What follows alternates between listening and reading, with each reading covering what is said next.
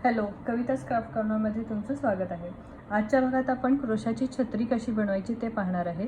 ही छत्री मी कारमध्ये आपण जे गणपती किंवा दुसऱ्या कोणत्याही मूर्ती बसवतो त्यासाठी तयार करणार आहे, त्यामुळे याला थोडंसं मी डेकोरेटिव्ह बनवणार आहे। तर त्यासाठी इथे आपल्याला बीड्सचा वापर करायचा आहे।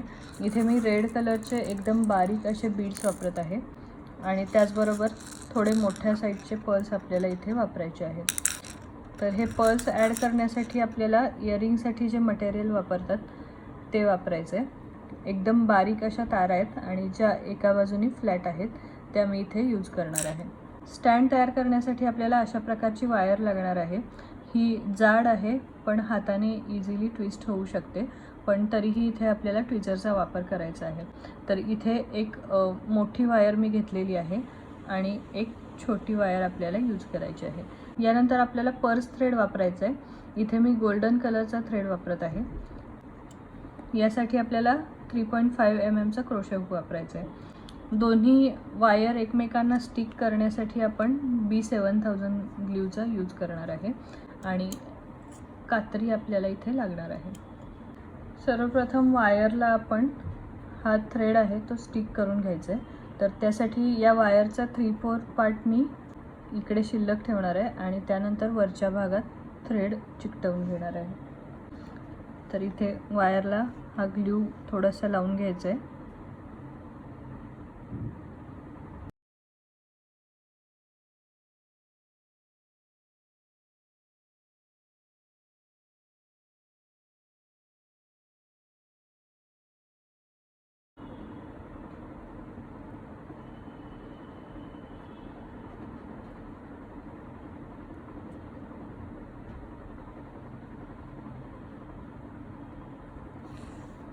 ग्लू थोडा ड्राय झाल्यानंतर बाकीच्या भागात आपल्याला ग्लू लावण्याची गरज नाही आहे। आता फक्त थ्रेड अशा पद्धतीने पकडून ट्विस्ट करत जायचे।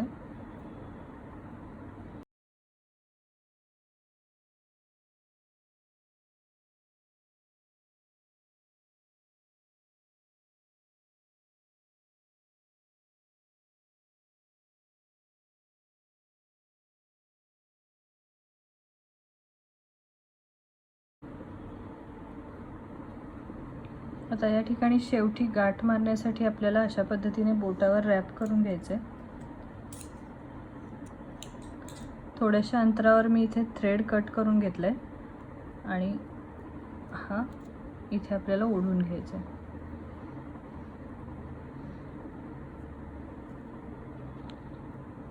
आता यानंतर पुन्हा हा जो शिल्लक थ्रेड आहे तो आपल्याला रॅप करत जायचा आहे आणि इथे एंडला मी पुन्हा थोडासा ग्लू लावणार आहे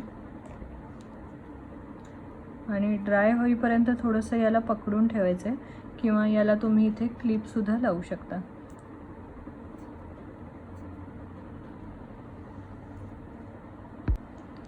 इथे ग्लू ड्राय झाल्यानंतर मी थ्रेड कट करून घेते। तर इथे मी हे तारेला पूर्णपणे अशा पद्धतीने रॅप करून घेतलेला आहे। असंच जो छोटा तारेचा तुकडा होता त्यालासुद्धा मी ही गोल्डन थ्रेड रॅप करून घेतलेली आहे।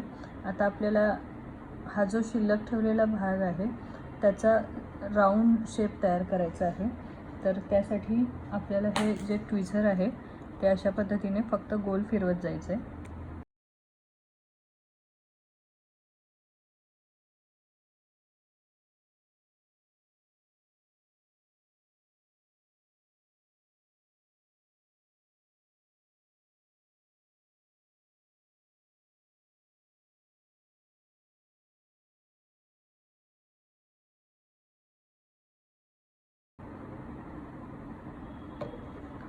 तर स्टँड खाली प्रेस करून आपल्याला इथे स्ट्रेट लाईनमध्ये ही वायर करायची आहे आणि त्यानंतर वरचा जो भाग आहे तो अशा पद्धतीने गोलाकार आपल्याला वळवून घ्यायचा आहे।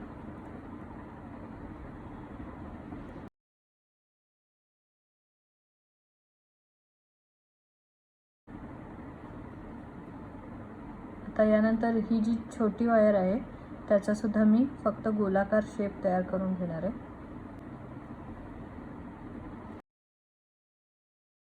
दोरा चिकटवून झाल्यानंतर आपण हे जे टोक आहे ते आतल्या साईडला वळवून घ्यायचं आहे.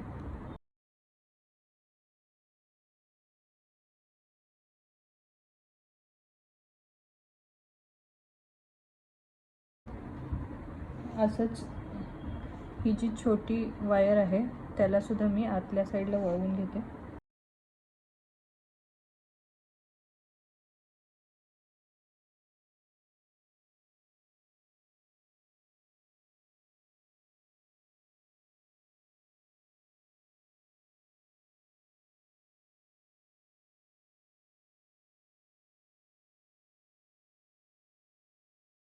यानंतर आपण हे जे दोन अँगल आहेत ते बरोबर एकमेकांवर असे स्टिक करणार आहे. यासाठी इथे मी ग्लू गनचा वापर करणार आहे.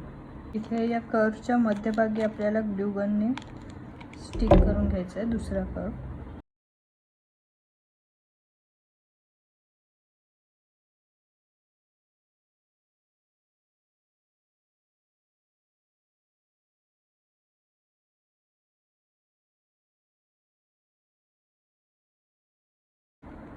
तर अशा प्रकारे इथे मी हे दोन्ही कर्व आहेत ते एकमेकांना अटॅच करून घेतलेले आहेत.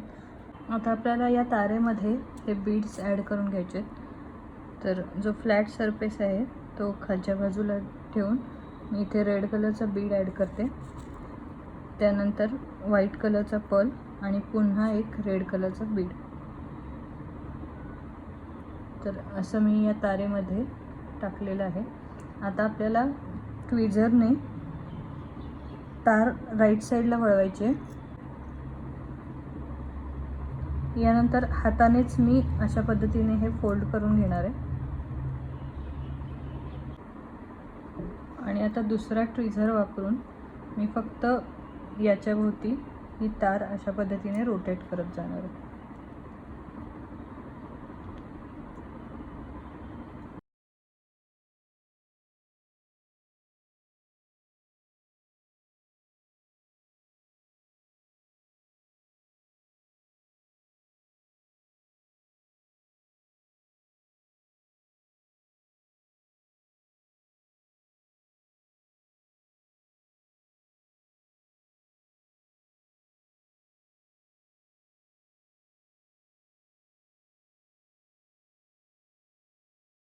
अशा प्रकारे एक छोटंसं लटकन इथे तयार होतं.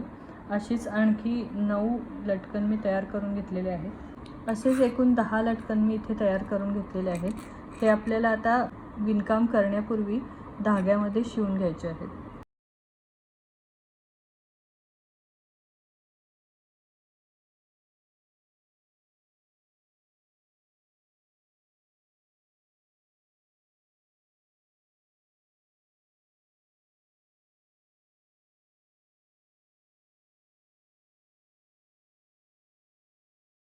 गोल्डन कलरच्या थ्रेडची आपल्याला मॅजिक रिंग घालायची.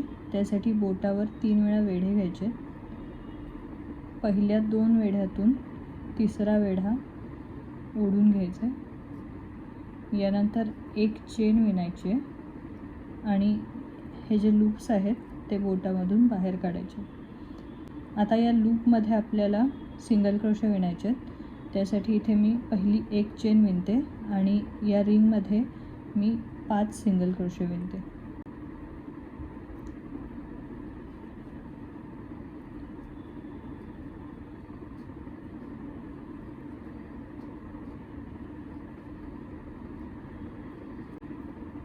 यानंतर आपल्याला ही जी रिंग आहे ती क्लोज करून घ्यायची.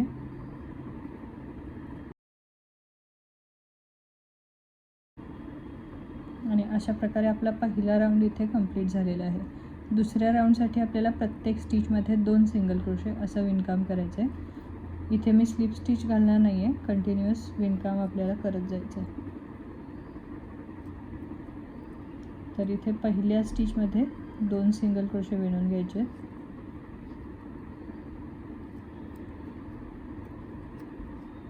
आणि यानंतरच्या पुढच्या 4 स्टिचेसमध्ये आपल्याला असेच 2 सिंगल क्रोशेचे सेट घालायचे.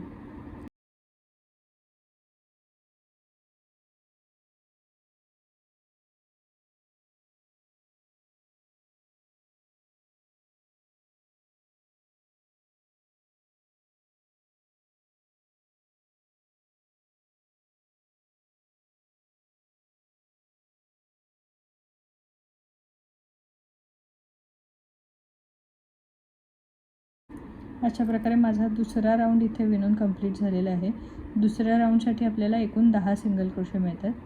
आता तिसऱ्या राऊंडच्या सुरुवातीला आपल्याला पहिल्या स्टिचमध्ये एक सिंगल क्रोशे विणायचं आहे आणि नेक्स्ट स्टिचमध्ये 2 सिंगल क्रोशेचा सेट.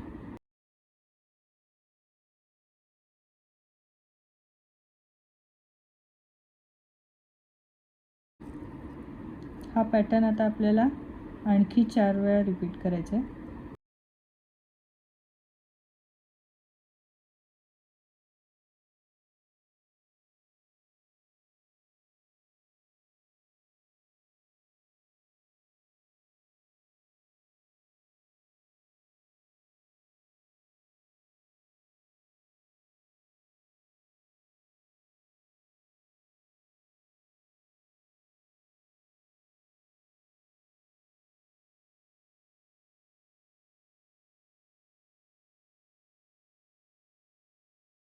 या ठिकाणी माझा तिसरा राऊंड विणून कंप्लीट झालेला आहे. चौथ्या राऊंडसाठी आपल्याला पहिल्या 2 स्टिचेसमध्ये एक सिंगल क्रोशे आणि तिसऱ्या स्टिचमध्ये 2 सिंगल क्रोशे असा पॅटर्न विणायचा आहे. हा आपण इथे 5 वेळा विणणार आहोत.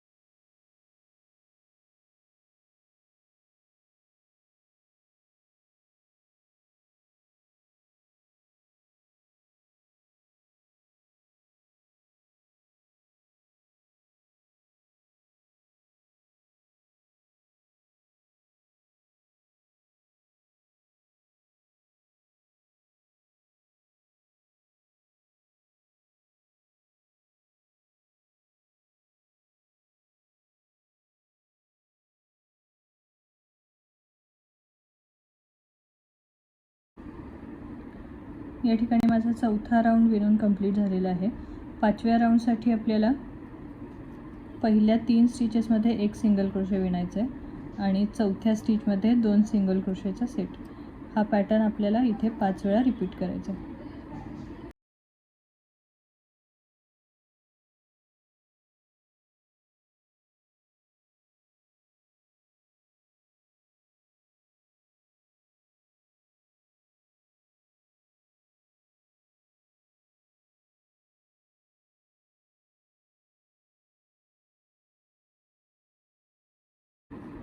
इथे माझे 5 राऊंड विणून कंप्लीट झालेले आहेत.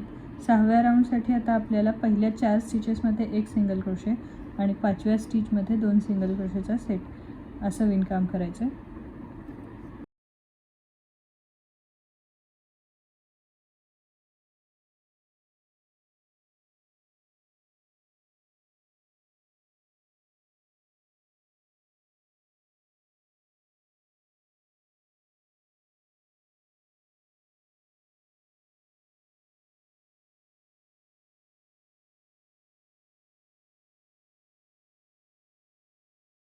तर या ठिकाणी माझा 6वा राऊंड विणून कंप्लीट झालेला आहे.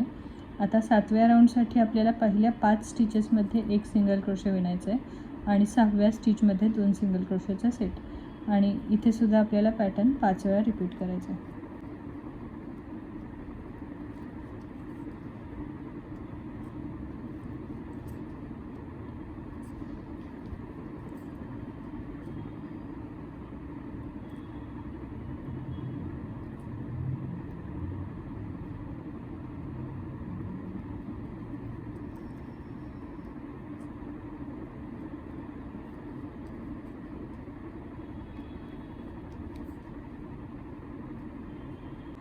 इथे आता मला 8वा राऊंड विणायचा आहे.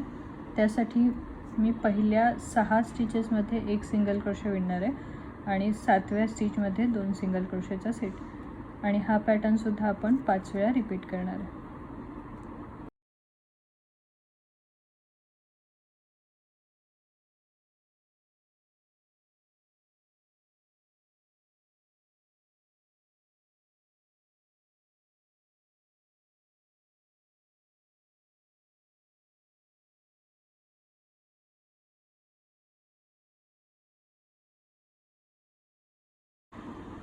इथे माझा 8वा राऊंड विणून कंप्लीट झालेला आहे. 9वा आणि 10वा राऊंड आपल्याला आता एक सिंगल क्रोशेचा विणायचा आहे. तर इथे प्रत्येक राऊंडसाठी आपल्याला एकूण 40 सिंगल क्रोशे मिळतात. तर टोटल 80 सिंगल क्रोशे मी इथे विणून घेते आणि त्यानंतर आपण बॉर्डर कशी विणायची ते पाहूया. इथे माझी 9वी आणि 10वी लाईन विणून कंप्लीट झालेली आहे. आता आपल्याला फक्त बॉर्डर विणायची आहे आणि ते विणत असताना आपण यामध्ये लटकनसुद्धा ॲड करणार आहे. तर इथे सर्वप्रथम मी स्लिप स्टिच घालते.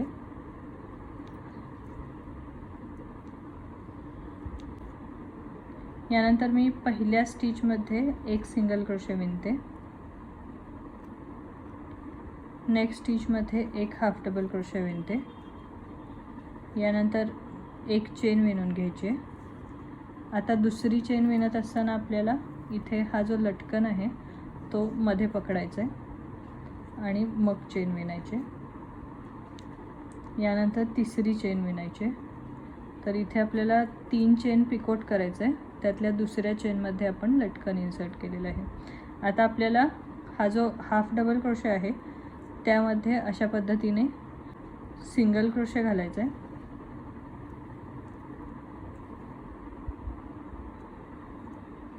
आणि यानंतर सेम स्टिचमध्ये बेसला आपण आणखी एक हाफ डबल क्रोशे विणणार आहे. आता नेक्स्ट स्टिचमध्ये आपल्याला सिंगल क्रोशे विणायचं आहे आणि त्या पुढच्या स्टिचमध्ये स्लिप स्टिच. तर अशा पद्धतीने आपल्याला इथे एक ट्रायंगल शेप मिळतो आणि त्याचबरोबर इथे आपली लटकनसुद्धा अटॅच होते. आता हा एक शेप मी करून दाखवलेला आहे. पुन्हा नेक्स्ट शेप आपण असाच तयार करायचा आहे. पहिल्या स्टिचमध्ये सिंगल क्रोशे, दुसऱ्या स्टिचमध्ये हाफ डबल क्रोशे, यानंतर एक चेन विणायची आहे, दुसऱ्या चेनमध्ये लटकन ओढून घ्यायचं आहे आणि तिसरी चेन विणायची आहे. यानंतर पिकोट तयार करण्यासाठी आपण हा जो हाफ डबल क्रोशे आहे त्यामध्ये सिंगल क्रोशे विणतो. आता सेम स्टिचमध्ये आपण हाफ डबल क्रोशे विणायचं आहे.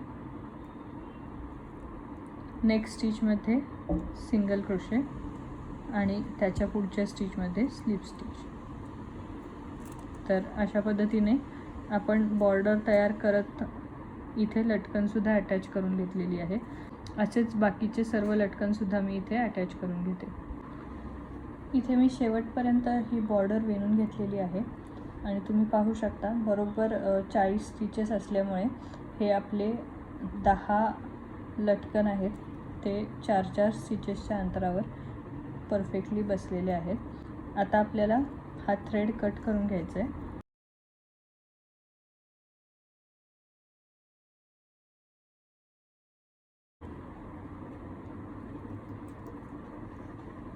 आता ही जी तयार झालेली छत्री आहे ती आपल्याला आपण जे स्टँड तयार केले त्याला ग्लूगनच्या मदतीने चिकटवून घ्यायची आहे.